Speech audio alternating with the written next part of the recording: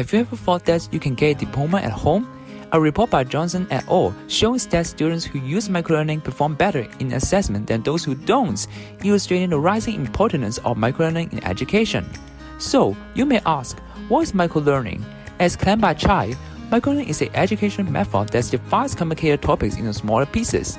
However, what if microlearning replaces physical lectures in universities? What are the pros and cons, and what should be considered when applying microlearning?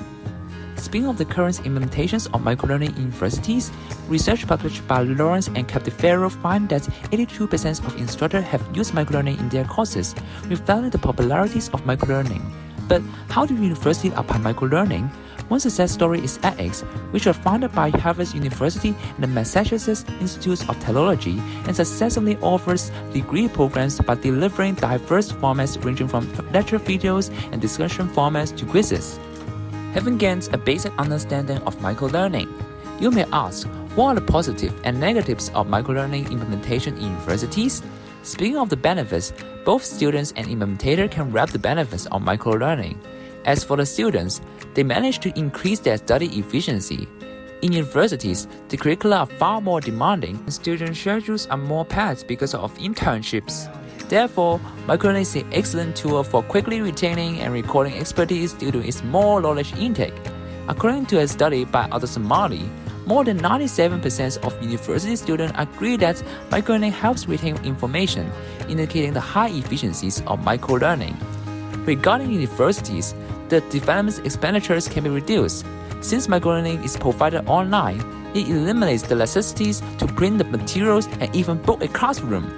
The claim developed by learning architect Dr. Ray Jimenez estimates that microlearning can reduce development costs by 50% and increase development speed by up to 300%, illustrating how microlearning can help reduce education costs and speed development. Despite the positive sides, do you know the potential drawbacks of microlearning? First of all, microlearning may reduce the accuracies of teaching content. In university, students are expected to learn the knowledge more comprehensively than high school students who only focus on passing the exams with flying colors. However, Professor Yeung explained that since the limits of time for microlearning may lower the difficulties of certain concepts, students may not understand the knowledge in depth, leading to the failure of knowledge application. A study published by Wong et al. Counted that only 36 of papers show improvements in behavior after employing microlearning, reflecting the difficulty for students to apply the knowledge. Apart from that, microlearning cannot offer all-around developments for students. Hardly can microlearning instill the importance of some soft skills in practical and professional subjects. For example, medical biochemistry Professor Sossman pointed out that students must equip themselves with excellent communication and interpersonal skills, which is what microlearning fails to provide. Taking all aspects into consideration, it is expected that microlearning will be gradually adopted in university education and ought to be promoted. But it should not be the only teaching method. According to research by Bannister et al., there is a 100-fold increase in enforcement when using microlearning formats, providing the efficiency of students toward microlearning. Therefore, microlearning for university students should undoubtedly continue.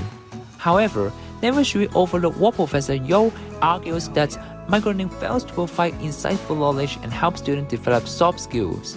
Given this, Professor Sossman has suggested that schools can provide a blended learning mode that combines microlearning and face-to-face lessons.